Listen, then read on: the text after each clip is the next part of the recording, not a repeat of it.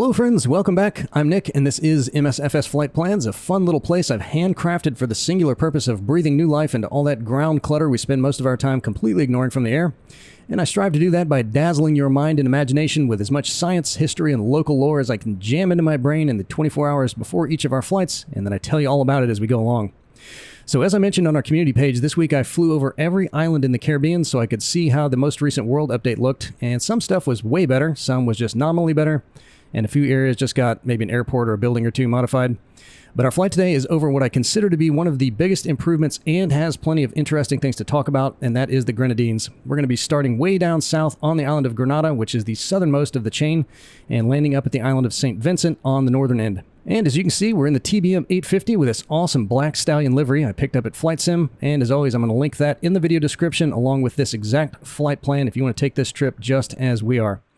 So let's go ahead and get started, and this will be pretty quick. I'm not going to do all of the electrical checks and all that. I know some of you guys really like to see that, but it's kind of unnecessary for what we're doing on this channel, so we'll just kind of skip through, get her started, and I don't have any failures turned on anyway, so I'm hoping everything's just going to work without having to do all that.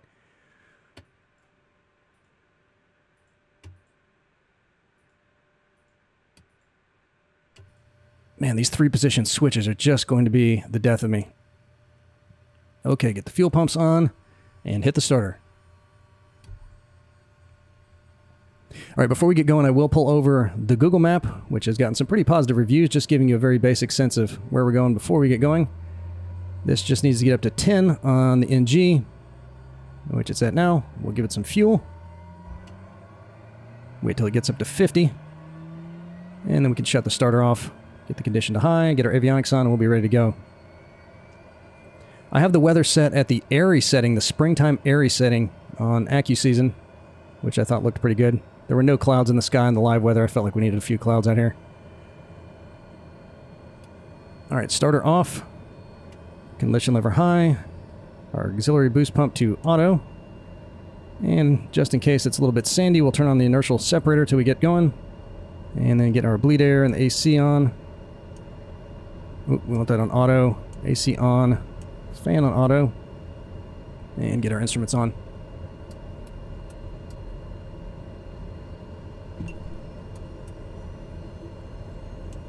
And that should be good. Parking brake and our separator is the only thing lighting up on our Annunciator, so that's good. So the only other add-on other than the livery that I've got was something that removed the white bezel that was around all of the little signs here on our Annunciator, which supposedly I've never been in one of these in real life, but they said it makes it look a lot more realistic, which I like the way it looks, so that's cool. Okay, just real quick, let's take a peek at the Google Map. So here's the Caribbean, there's Venezuela down there, and here's where we're going to be leaving from, Grenada. Coming up here, let's zoom in a little bit so you can see exactly what we're doing. And the reason I chose this area is I thought, as I mentioned on the community page, there's a lot of really shallow reefs and stuff around a lot of these islands, and I thought it showed off the water masking pretty well. As far as additional add-ons you could get, there really weren't that many, at least not for this area. So what we'll see is what you'll get in the default version of the sim if you have the World Update installed. So we're leaving way down here from the southern end of the island, coming up this way. We're going to cross over St. George's, come over this way here, and then we're going to travel mostly to the east of all the other islands. Since we're sitting on the left side of the plane, that'll make it a lot easier to spot everything. Coming up over here, cruise down the side of Port Elizabeth. Actually, this isn't Port Elizabeth, that's the main town there, but I'll tell you all about that when we get there. And then the airport is right over here on this little end of St. Vincent. And that is that. Okay, let's get this going. Our initial altitude and our flight level will be 3,000 for the duration of this, so let's get that set. Get this thing going. Transponder on. Everything's looking good. And let's see if it'll let me go ahead and pre-configure our initial climb rate. It will, that's cool, so we don't have to deal with that. Let's just set that for 1,500. Alright, I think we're ready to go. Let's get the parking brake off and get moving.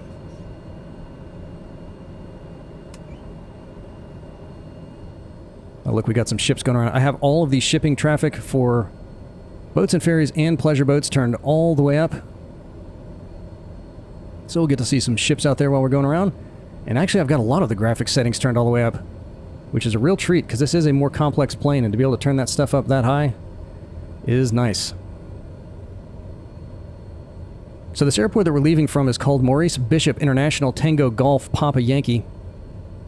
And it just has this one runway which is about 9,000 feet in length. And it also has a bit of history associated with it. For anyone old enough to care about the news in 1983, you may recall some of the stuff that was going on down here in Grenada. Back during the Cold War days, President Reagan was afraid that Russia might be using Grenada as a waypoint by the Soviets en route to Cuba. A fear that was further exacerbated when they started building this airport to replace a much smaller one that we're going to see in a few minutes up on the northern side of the island. But not wanting to come right out and say that, he was given the gift of a hostile coup in which the Prime Minister, Maurice Bishop, and the namesake of this airport, was executed. And that gave the U.S. a chance to land 500 Rangers at this airport, which was still under construction at the time, and begin their takeover of the island, all under the pretense of concern for a bunch of medical students trapped out here. Well, I'm sure his concern was genuine, but all he needed was an excuse to roll into this place. And the U.S. eventually deposited over 7,600 troops down here, gained control of the island, and ultimately enjoyed something we haven't experienced in quite a while. We may have actually left this place in a better position than we found it. I can't recall the last time we pulled one of those numbers. Alright, I'm trying to get our throttle just right, because if you go too much, it just starts flying down the runway here, and we're just trying to get to the end of it. But if you go too slow, we get to deal with this. What, are we facing a little bit of a headwind? Not really. We got a 4-knot crosswind, so that's not going to be too bad. We'll pick up the pace just a little bit. And I had been reading about something called 850 mode in this thing, and for the longest time I couldn't figure out how to turn it on because it was kind of buried in the manual, which is over 100 pages long. And if you have this plane and you're not aware of how to do that, all you have to do is reach down and turn the flap lever up one more notch, and then it'll go into 850 mode, which gives it, I think, an additional 150 horsepower. But I'll just warn you not to use that unless you're in a steep climb, because you will blow your engine out. It gets going real quick, and all the engines start to redline and go overboard, so we won't use that. But if you felt like you wanted to climb really fast, you could do it. Alright, let's get ourselves turned around over here. Got a little turnaround spot. And I feel like I may need to reduce the sensitivity of my brakes just a little bit more, because they can be a hair grabby. You can see all the palm trees look to be native plants of this area and are connected to the ground, which is nice. Most of the buildings out here are, and all the Caribbean as a matter of fact, are autogen stuff, but they look pretty good, and it looks a lot better now that they've done the touch-ups. So there's not going to be anything that looks like Miami or San Francisco out here. Alright, landing lights on. One notch of flaps. And let's see, we already got our inertial separator on. I think everything else is good to go. You guys ready? Let's do this. As soon as we get in the air, we'll get the autopilot on. Once we get the gears up and the flaps up, and we'll be on our way.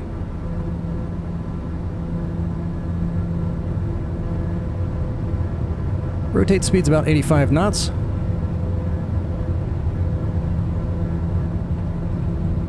And there we are, so up we go. There's that crosswind. Alright, gears up. And flaps up.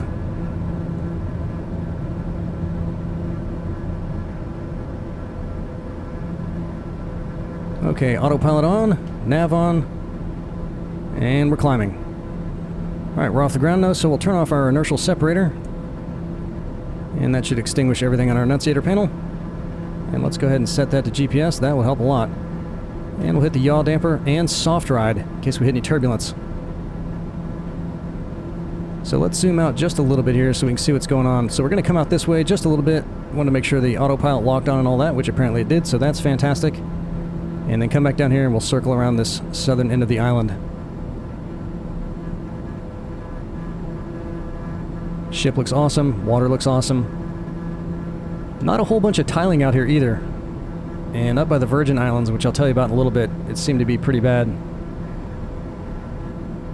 And I'll give you a little bit of feedback about some of the other spots I flew over in the Caribbean, just my opinion about how they looked, in case you haven't checked out the whole chain yet, and you're wanting to see some of the other stuff that was modified. So once we get turned around here, we're going to see our airport again down to the left, and just south of the eastern end of the runway, you'll see a point of land sticking out, and that is the town of True Blue, and the location of St. George's University. And we're almost at 3,000. I wish there was a way to suppress this light that keeps coming on whenever you're about to hit a waypoint. I think if you just leave it, it turns off, but it's always a little distracting because I feel like there might be something else going on, but it just means we're coming up on another waypoint. But this school was established in 1976 and focuses primarily on medicine, and it was also where all the medical students were hunkered down prior to that invasion back in 1983. And I read that one of them was operating a ham radio and was the primary source of intel for the invasion force, which is awesome. Look at that island. Beautiful, isn't it? Just wonderful. Alright, so right down here is where St. George's University is. Really occupies, from what I could tell, this whole peninsula here. And when you look down on this area, it's going to look a little bit light. It's not going to be as blue as a lot of other parts where you can see the reefs down underneath it. And I think that has something to do with the available satellite imagery, because even when you look on Google Maps, there's almost a line that kind of comes across here, and everything on this side of it is much lighter, so it's going to look a little bit unnatural in this part. And because there are so many ships down here all the time, little sailboats and catamarans and stuff, you can see a lot of those kind of dotting that don't have any relief to them, like these down here, but you're going to get that all over the place. There's so many of them, it would probably have been hard to erase those out of there. Alright, so we're going to cut back across this southern peninsula and fly over to St. George's on the western coast, which is right up in this area here. Look, they got a big cruise ship down there. And that is the capital of Grenada. And today it is the main tourist destination on the island, as evidenced by that huge cruise ship. And there's a good bit of history around that place too. It was founded by the French in 1650 by then governor of the island of Martinique, which is about 150 miles north of where we are now. And once they got down here, they made fairly quick work of the locals, completely eliminating them in just a few years, which unfortunately is not terribly uncommon. And they built a fortress at the mouth of the harbor in 1705 on the spot where they originally had a wooden fort. And they called it Fort Royal, later renaming it Fort George after the French relinquished this island to Britain at the conclusion of the 7 Years' War in 1763. And incidentally, Fort George is also where Maurice Bishop was executed in 1983. We'll barely be able to spot that place as we zip past, but I'll show you where it is. But once the French initially took the island, they did not fail to notice the giant mountain right in front of us, which was right behind their town. So they built 4 more forts along a ridge overlooking the town, 2 of which are still standing, and we'll see if we can spot those guys. Those are Forts Matthew and Frederick. And Frederick, which will be the one to the south, has most of its cannons facing backwards away from the town, because the French also did not fail to notice that there was still a giant mountain behind the forts. Alright, so that's where Fort George is down there. And then here is Fort Frederick right here. And that one is actually an ensign POI, so they touched that one up a bit.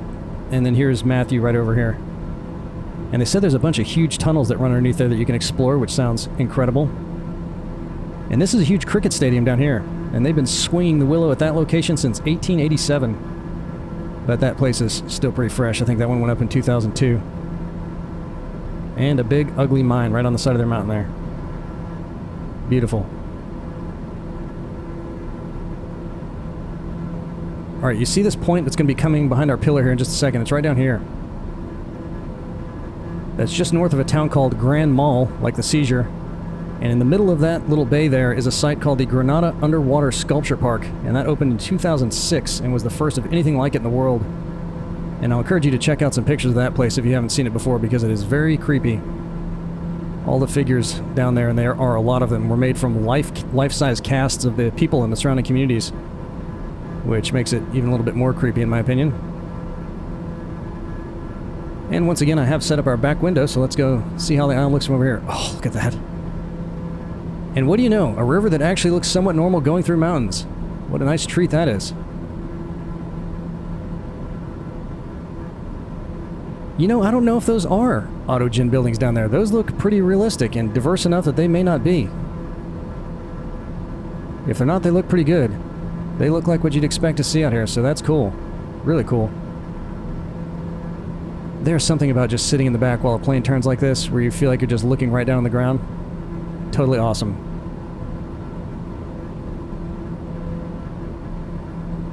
Okay, we're turning around now to head back east to check out another historical site, and while we do that, I'll quickly tell you how this place and most of these other islands got here.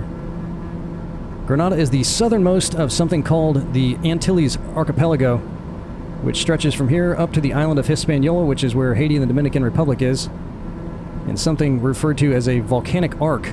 So if that didn't give it away, yep, All these islands are current or former volcanoes. And the reason there's so much activity out here is that it sits on top of the subduction zone between the Atlantic and the Caribbean tectonic plates. And this island's been splashing around out here for about 2 million years at this point. Alright, we're about to fly over the town of Telescope. And boy, do they sure have some interesting place names out here. Just north of True Blue, I don't know if you saw it on the Google map. There's a town called The Lime. And down to our left, you can see it right up here. And ending right at the coast is a 5,000-foot runway of what used to be Pearl's Airport, and that was the old strip they replaced with Maurice Bishop. And that one opened in 1943 and was used by the Allies during World War II before being handed over for civilian use at the end of the war. But they also helicoptered a bunch of Marines up here during the invasion who promptly seized 2 aircraft. One was a Cuban Antonov AN-26 and the other one was an AN-2 biplane, just like the one in the sim. And both those things are still sitting down there by the old terminal building. We'll see if we can spot those in the sim. You can definitely see them on the map at the end, so we'll take a look at that. But I forgot to look on my test flight. So the terminal building is right down here, and the planes should be right on the other side of it. If they're there, they'll probably be flat, I'm guessing, but we'll see if we can spot them. But now this place is just withering away down here. They don't use it for aircraft anymore. But I read they are using it as a local drag strip, which is pretty cool. Alright, the planes are right next to it. And I'm not seeing them. They'd be right here in this area. But I'll show them to you on the map at the end. Well, that's too bad. But even on the satellite images, they're pretty fuzzy, so I don't know how well they would have come through in the sim. Well, they got some rough surf down here, don't they? Not quite like Hawaii, but they got some breakers. I'm still looking for those airplanes up there. We'll get a better look here in just a second. Yeah, I'm just not seeing them.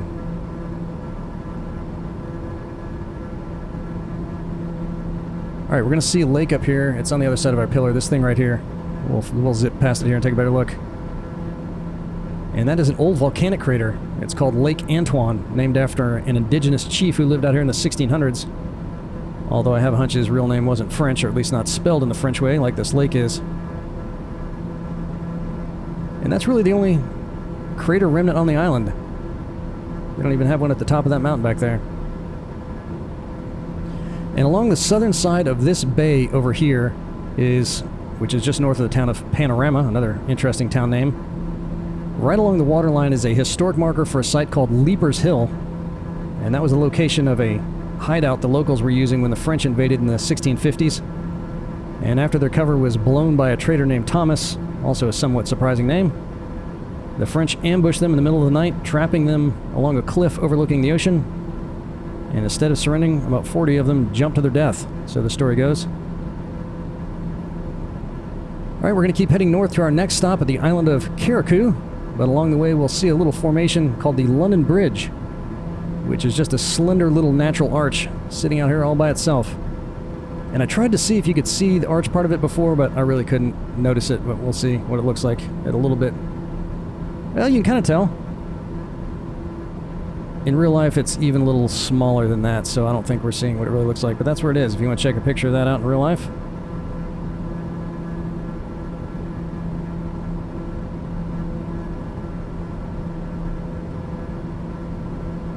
These next 2 larger islands are called Cali to the south and Ronde just north of it, and the little one used to be a whaling station in the late 1800s, this one right here, but appears to be uninhabited today. Ronde up here has a small village on it, just a few little houses over in this area. But they're both private islands, and I think both may currently be on the market if you're interested. The most recent listing that I could find for Cali had a price tag of $18 million, and the bigger one can be yours for around $100 million. And that little one sticking out over there is called Diamond Island, but I couldn't find any information on that other than that it belongs to Grenada. So what's kind of interesting to me is that a lot of these do just drop right off, and then we're going to see a bunch up here that have lots and lots of reefs all around them. It looks like they have a little bit of a reef there, but some of these others have tons of reefs around them. And we are going to get some popping on pretty much all these islands that have cliffs going down into the water. Unfortunately, but not a real big deal.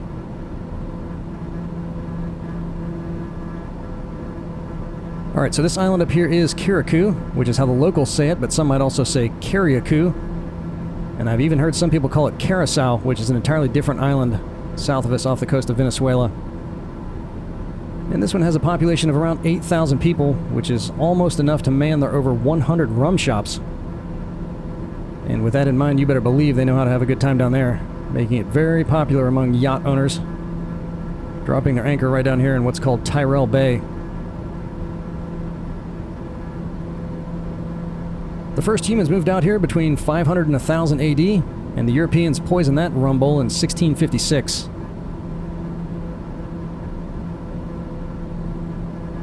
And they did a little plantation work down here over the next century, as evidenced by a census in 1776, which recorded 86 whites and 3,153 slaves.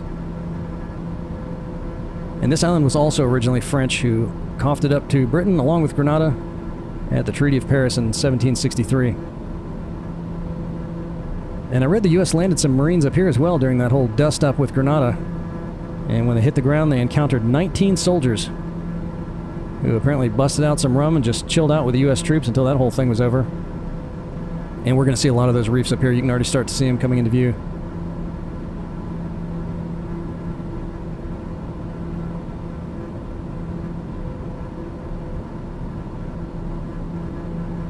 And I didn't see anything that looked like an actual marina or harbor or anything, and there were quite a few boats out here in the satellite map, but it looks like they just kind of dropped anchor and maybe used their dinghy or just swam to shore, I'm not sure.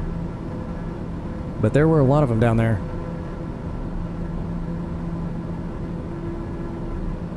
So I'm trying to think, I mean, I don't recall before the World Update, I hadn't flown over the islands looking as hard as I was after the World Update, and I know some of them pretty close to the shoreline, kind of like in Hawaii, you could see a little bit of masking. And I feel like for most of these now, they extended that out quite a bit further. There's another ship down there. But that looks pretty good, and we're not going to get any popping because they don't have any of those big cliffs coming right down to the water.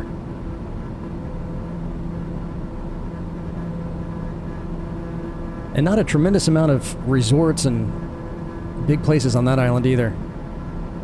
So it must just be for the partiers, but 100 rum places. Man. And I'm going to guess with all those slaves down there, that was probably also mostly sugarcane plantations back in the day. Well, there's some residential stuff up there. And they do have a little airport. Can we see that thing from here? Oh, it's back behind the wing now. But it kind of runs this way. It runs north and south. Oh, no, it doesn't. I'm sorry, I'm looking over a little NavMap. It's an east-west airport. But it was on that little stretch of land that was extending out behind Tyrell Bay. And all of these islands out here are big, big diving hotspots, as you could probably imagine. Looks like they got a little oil slick going there, doesn't it? And I don't know what's going on. You guys probably heard that. At least once in all of our flights, I'll get an audio freeze. And that one seemed to be paired with a imagery freeze as well, but that keeps happening. Just once or twice in a flight, we'll just get a little hiccup with the audio, and I'm not sure what's causing that. It's been going on for a few months now.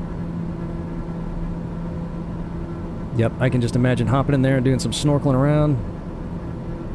And it appears to get really deep and then kind of come back out here to a sandbank out here.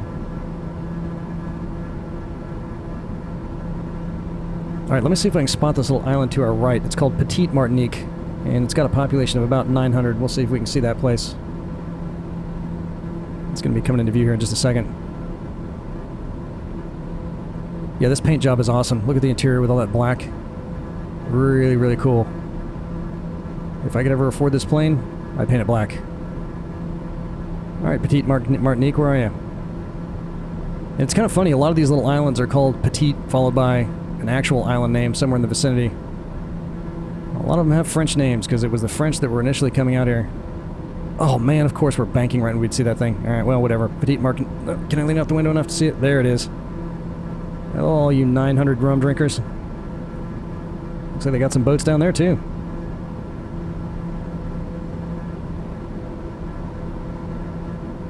And isn't this crazy? I mean, they did model some of the other static boats down here, and those aren't showing up on little NavMap as injected, so it's curious to me that they didn't model... Look down here, too. All those back down there by Grenada. Up next is Union Island, and its interesting ecological disaster. We're about to see the ruins of the Ashton Marina project, which got its start in 1994 when someone with more money than brains laid out plans to turn the area into a big resort, complete with hotels, a golf course, and a 300-boat marina. And a year after they dredged up a bunch of coral to build the docks, the guy went bankrupt and the project was abandoned, destroying the local mangroves, reefs, and leaving this scab we now see here on the shoreline. Look at that thing. And it sounds like the biggest problem wasn't just throwing stuff in the water, but it blocked off the circulation for that lagoon behind it, so fairly recently they cut a big hole in it right here, which apparently has allowed it to breathe a little bit, and it is restoring some life back down there to that place. And even though there's a lot of houses here, not a real heavy population, but it's not a big island. They got about 3,500 people down there. But they do have their own little airport. That's Union Island International right there. And it's only about 2,500 feet long, and apparently one of the most challenging landings in the Caribbean, if you're coming in from the west over that mountain, or that little hill, I guess I should say. Not as hard as Saba, of course, which might be one of the toughest on Earth. That one's also a bit north of us. One of the soccer dads on my daughter's team grew up on Saba, as a matter of fact, and he said living on a tiny little island like that seems a lot more glamorous than it is in real life, but he also said it was incredibly beautiful. He let me check out some pictures he had on his phone, and it was indeed beautiful. Alright, right down there is the island of Mayro, population 271. And you can see that little town, which doesn't even have a name. It's not real big or modern. They didn't have electricity down there 20 years ago. And this is another big yacht spot with folks pulling up either at Saline Bay down on the south, or this end up here at Carnash Bay, which is this thing right here. And I think that one's a big diving destination too, which doesn't surprise me with all those reefs down there. You know, I just did not notice all this stuff here before. I don't know what that is. Unless they're just more reefs out there, but that's kind of an interesting shape for those things, and they don't really look like reefs. Alright, so we've got only about 30 miles and a few more islands to go before we get to our destination. But this next island up here is called Canoan, and they say it's the place where billionaires go to escape millionaires. In 1990, I don't know exactly what year it was, sometime in the 1990s, developers started building on this otherwise obscure little island some luxury resorts, a little marina for gigantic private yachts, which is right down here, and it's just under construction right now. And even in little NavMap, it's under construction, but in the Google Maps, it's done. You can see the huge yachts they got parked out here. And they got this airport, which clearly from the satellite image has nothing but private jets parked at it. And we're going to fly over a little beach up here in a golf course, and that seems to be where all the action is. They have got some gigantic mansions up here.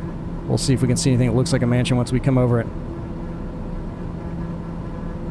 But apparently you got to know people to get down here.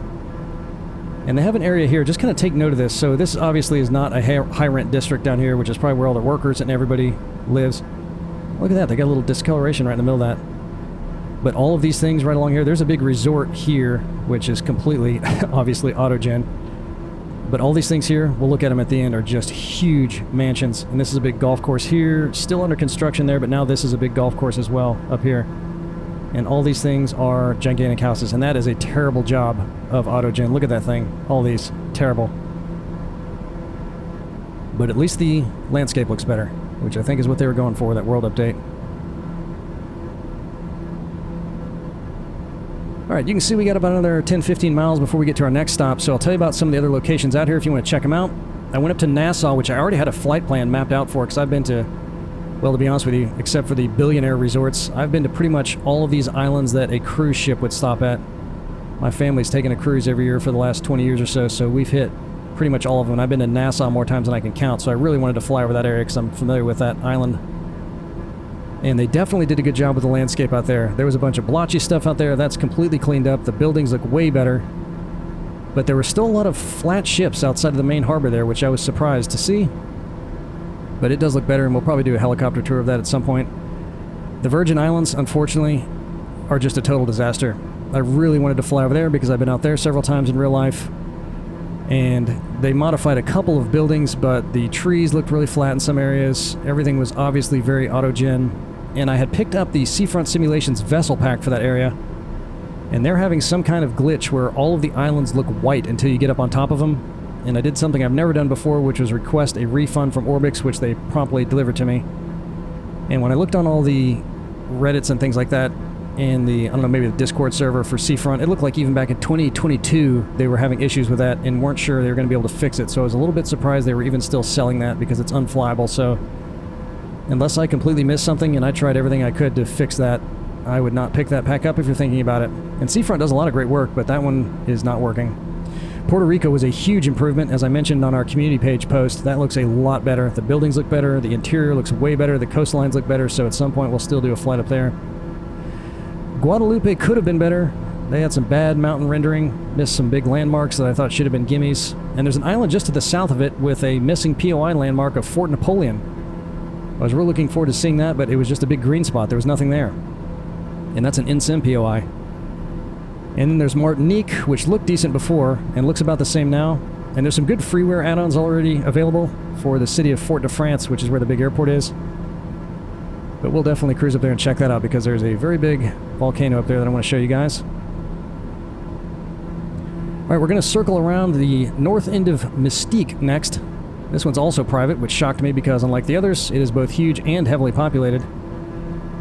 And Mystique is named after the French word for mosquitoes. So yeah, you probably want to pack your sleeping net if you're coming down here.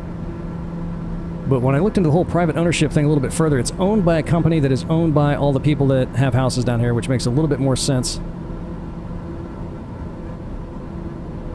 And right in the middle of this little point right here, which unfortunately you can't see at all, unless that's it right there, which it definitely could be, is a mansion called Les Joliot, which is a royal residence built by Princess Margaret, sister to Queen Elizabeth back in the 1960s. And she bequeathed it to her son before she died, and he sold it for $2.4 million in 1999, which is about the price of a starter home in Jacksonville these days. But now it's available for rentals. And this place also has a bunch of gigantic mansions. Every one of these is a huge mansion, and unlike that last island we saw down there for the billionaires, there doesn't seem to be an area where the workers would live out here. So it looks like, man, those are all auto-gen too. Well, Grenada looked really, really good. Some of these don't look so great. And this runway, when you look at it in real life, you really can't tell from here. It might be the most crooked runway I've ever seen in real life. I mean, that thing goes all over the place. And it's not very long either. That one's also, it's just under 3,000 feet, so I don't think anyone's landing a jet down at that place. Pretty short for that kind of stuff. Alright, one last stop before we land, and that is the island of Bequia. And I think this one has the best lore of any of the islands we've seen so far. Many historians believe this place was the primary base of the infamous pirate Edward Teach, also known as Blackbeard. And there's some indication that Henry Morgan, also known as Captain Morgan, also spent a good bit of time out here, but we spent a lot more time in Jamaica. Port Royal, in fact. If you saw our recent Jamaica flight, you know precisely where that is. And there's a laundry list of other notable old-school sailors that used to stop by this tiny island, because the only dry docks and shipyards in this part of the Caribbean were located on a big bay they have on the western shoreline, right by a big area called Port Elizabeth. So this is where that bay is right here, and Port Elizabeth is right on this side of it. I'm just going to keep turning that off, even though it's going to keep coming back on. But once the whaling boom got started at the end of the 18th century, this place attracted quite a few of those guys too, and you can still spot a lot of the ruins of some of their structures around the coast and on some of the little islands surrounding this place. Felt like I was sitting a little bit close there, but I guess I'm alright. But the whaling tradition runs so deep out here that it's one of the few places in the world where hunting is still permitted. I'm going to start coming down a little bit. But they said if you're going to do it, I think you have to be somehow have some indigenous ancestry, and you can only do it with hand-thrown harpoons and in a little sailing open hold sailing vessel. And you can only bag 4 humpbacks a year. That's it. And I think they may even require you to use them for sustenance, not hanging whale ribs on your wall. But apparently they've had some issues recently with people driving around in speedboats and ballistic harpoons, so if you're wanting to take a Nantucket sleigh ride, you better come down here and do it soon, because I have a feeling they'll be banning that altogether. Alright, let's start slowing way down and coming down, because our airport is dead ahead.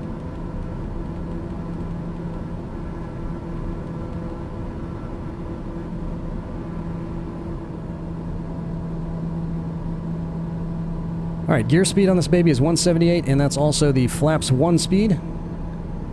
And it's going to be hard to slow down to that while we're descending, but we'll be down there pretty quick.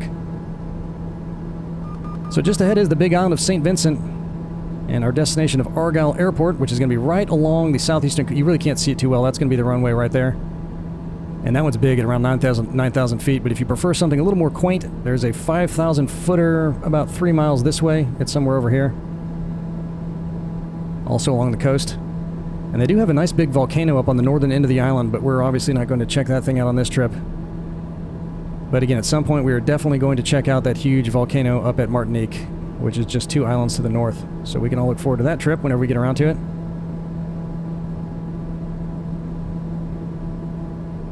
Alright, we are at gear speed, so we'll throw those out. And get our landing lights back on. And 1 notch of flaps.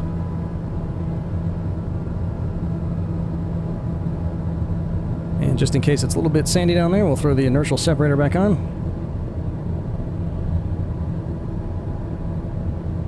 We just need to get down to 120. We'll put our last notch of flaps out and take the autopilot off. Gosh, I wish that would stop flashing. No ILS approaches out here, unfortunately.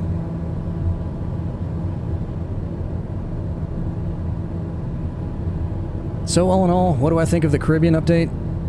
Well, it did improve some things that I wanted to see improved, so that was cool. But if they could just get some photogrammetry stuff out here, it'd be so much better. Some of those islands in between Grenada and here could have just been so much better with the stuff on the ground. But, you know, we're kind of unique on this channel. Most guys that are flight simming probably aren't doing sightseeing stuff. Alright, that master caution must be for our inertial separator. Final notch of flaps.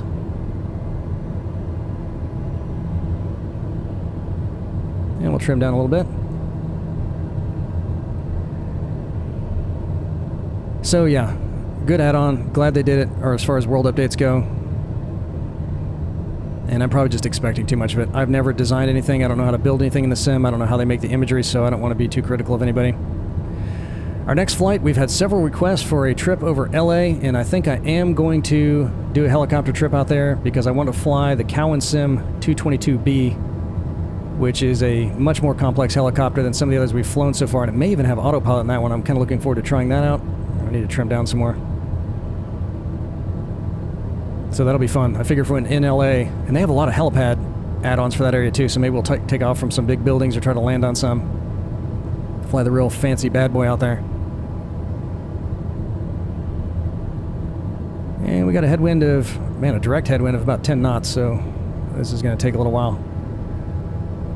But that's alright, I'd prefer that to a crosswind. On my test flight, there was about a 15-knot crosswind, so I had to kind of crab down here.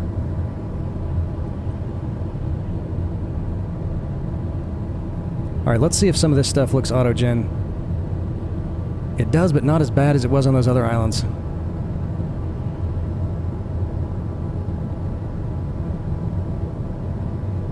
I did not think to take a real hard look at St. Martin, St. Kitts, St. Bart, that area up there. But I know a lot of guys like to fly in there for reasons I don't have to explain to you guys. So if you did take a real close look at it and you think it looks good enough to, or if it made a big enough improvement to go take a trip out there again so I can take a closer look, let me know. Alright, we need to get down to about 85 knots. And I like our glide slope here. I think we're doing alright with that. So once we get down, we'll pull over as usual. We'll take a look at little NavMap. Take a look at some of those big mansions. And some other little sites that we couldn't spot too well as we were flying over.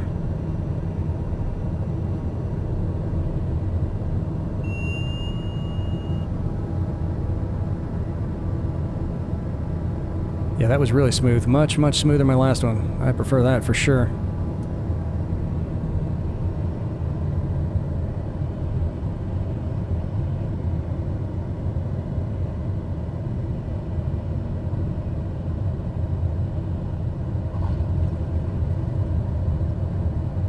Alright, flaps up. And I think there's a taxiway right over here for us.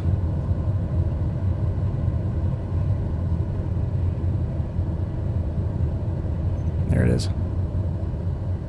Stomp on the brakes.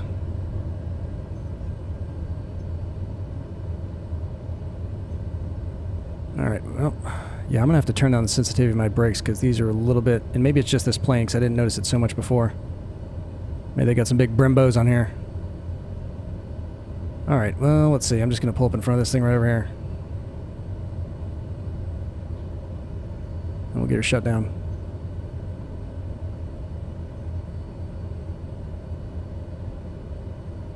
Man, imagine living up there. Oh, must be amazing. Until you get sick of living on an island, which apparently happens pretty quick. Okay, parking brake on, and let's go through our shutdown procedure here. Oxygen off, we never had it on, so that's good. Bleed air off, get all the AC systems turned off. That's good. And power down to idle, which we're already at there. Turn this stuff off.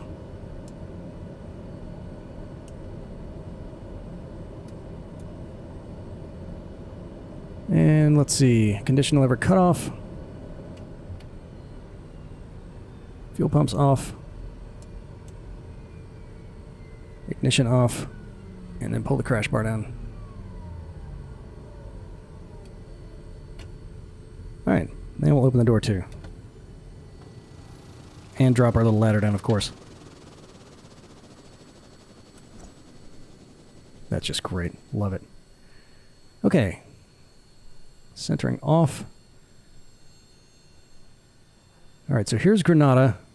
And there's the airport we left from. So here is where, you know what, I think I identified this area as where St. George's University was, but that was just because it was a bigger peninsula. But it's this smaller one. It's literally right at the bottom of the airport here. So that's their place there. You can tell that looks pretty nice. And it seems odd to me that during such a tumultuous time as the 1970s, they would have built a big medical school out here, but sure enough they did. And here's St. George's out here, and it is St. George's, not St. George, and there's that cruise ship that we saw out there. And here's Fort George, which was the place where the Prime Minister was executed. And I guess a couple other guys got executed with him. They just hauled him outside this place and machine gunned him down. Well, that looks pretty cool. And here's Fort Frederick, which unfortunately has a cloud or some smoke or something right over the top of it, but that one is an in-sim POI. And then here's Fort Matthew up here, and this is the one that has the cannons all facing up this way. In case anyone tries to do the old end around. There's the big cricket stadium, and there's that big mine. Oh, well, how unfortunate is that? I mean, put it out here a little bit further. And then here's where the underwater sculpture park is. You guys have got to check out that place. It looks like someone's diving it right now. It is weird and creepy, but I bet it's a big dive spot. Cruised across the island over here. All right, this is the old airport. This is Pearl's Airport, the only one that was out here before they built Maurice Bishop down there. And let me show you where those planes are. I'm going to have to take the airports off so we can see them. There they are. See that? So that's the big one, and that's that little, well, it's not little, but that big Antonov biplane they have in the sim. And now they're just drag racing out here. Look, they even got the burnout stuff up there. Awesome. Looks like someone needs to bring a street sweeper out there, too. A little dusty. So here's Lake Antoine, which looked like there was a bunch of breakers and stuff going on. It was really gray colored in the sim. And then here's where Leapers Hill was. So here's the town of Panorama out here, and here's where all those guys were backed over to that cliff and then jumped off the edge of it. Doesn't look that high from there, though. I guess I did not land in the water, unless it's like 100 feet up. All right, cruise out here. Here's where the London Bridge is, which looked about like that in the sim. And then here's Cali, private island. Ronde, private island. You can see they just got a few little houses down there, but if you want to pick up your island, now's your chance. And then there's Diamond up there. And then here's Carriacou, and here's Turtle Bay where all the yachters are parking. And you can see that that's the only place they're really pulling in. There's a couple little ones right up here, but nowhere else on the island. 100 rum shops they got out there. But there's not a single big... I mean, this one looks industrial here, so there's nowhere for them to pull up. Maybe that little spot down there, but everyone else looks like they just dropped anchor, which is probably absolutely wonderful. And then we cruised up this way to... Which one is this? Union Island out here, and there is that gigantic eyesore. Look at that thing. What a mess.